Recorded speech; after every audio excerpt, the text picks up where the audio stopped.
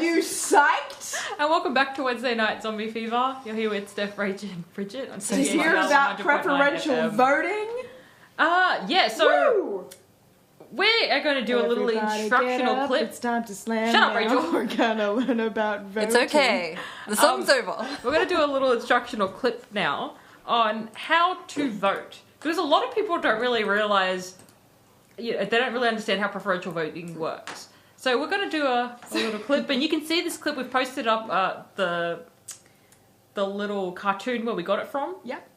Basically, we're explaining this in as condescending a way as we can. Yes. Using a cartoon koala and dingo, played by Steph and myself. I will be Ken, the voting dingo, and Rachel will be... I'm Dennis, the election koala. The election koala, yes. Yep. And Bridget's going to narrate it, and she's going to be the politicians in the clip as well. Yes. Okay. So here we go. Okay, so this is Australia, not America. You cannot waste your vote. Hello, Australia. It's me, your good friend Dennis, the election koala. It's that time again, so let's meet the candidates hoping to represent your electorate in the federal parliament. Take it away, Bridget. Major parties, Beremy Scumbum. He's the Total Bastards Party. The policies are murder infants and mince the poor. Plum McFartle is the Partial Bastards Party. Policies are put newborns to work and chastise the poor. The minor parties are Whackin' Nice Party. That's the nice party. Policies hugs, a cup of tea, and smash the state. Gruntwood is the Australia Party. Policies are guns for babies and mandatory incest. Oh, gee, Dennis. Oh, heck. I want to vote for the nice party, but I know they won't win, so I guess I'd better vote for the partial bastards. Otherwise, I'm just throwing my vote away.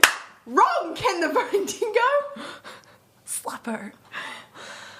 In Australia, we have preferential voting. You can vote for the Partial Bastards Party to beat the Total Bastards and still vote one for a minor party. Huh? What? I don't understand.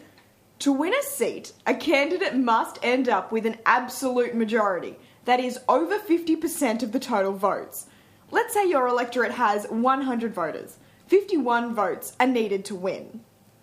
So let's say in the first count, the Total Bastards Party gets 39 of those votes, Partial Bastards 35, the Nice Party 20, and the Australia Party only gets 6. First, the 1 votes are counted, but no one has 51 votes or more.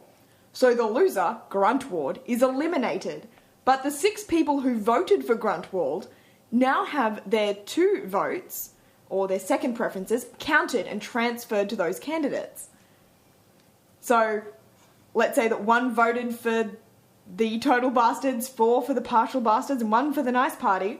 This puts the second count at 40 votes for the Total Bastards, 39 for the Partial Bastards, and 21 for the Nice Party.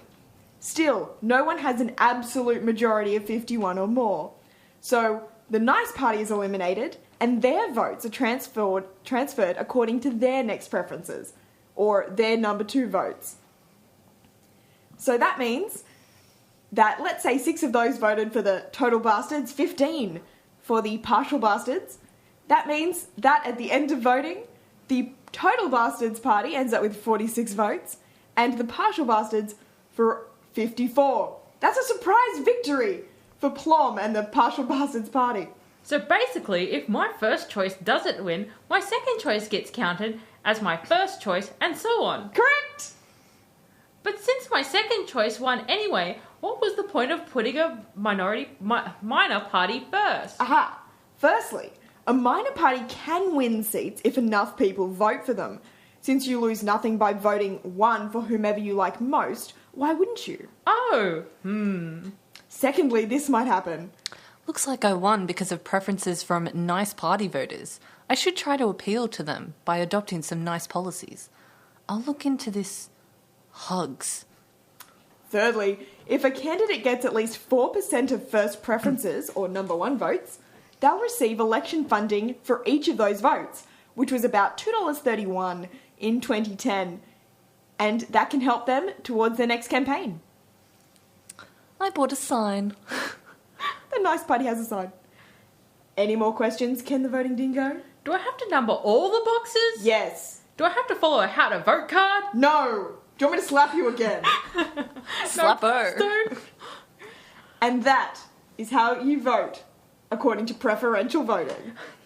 So that's our little clip there. Go to our Facebook page and check it out because it really is quite funny, especially when Dennis slaps Ken. It's so hilarious. So check that one out now And just on our remember, Facebook page. that you don't have to vote according to the how to vote cards. We hear it a lot. A vote for the Greens is just a vote for Labor. If your first preference doesn't get in, their votes aren't automatically transferred to whoever the candidate wants to put their votes towards. Your preference goes to whoever you want your preference to go to. Yeah, it's not a choice from the political party, it's a choice from yourself. Yeah. They just choose who they get put on their how to vote card. Yeah. Okay, cool. So let's go into our next lot of songs now. Yes, we now have a few requests. Space Jam was a request, and we're pretty psyched about that. Yeah, that song is one that I completely forgot about, and it is quite awesome, I must say. That's a pretty good song. So we've got John Mellencamp, Booker T in the MGs, and then later there's Hatebreed. You're listening to 2BACR 100.9 FM.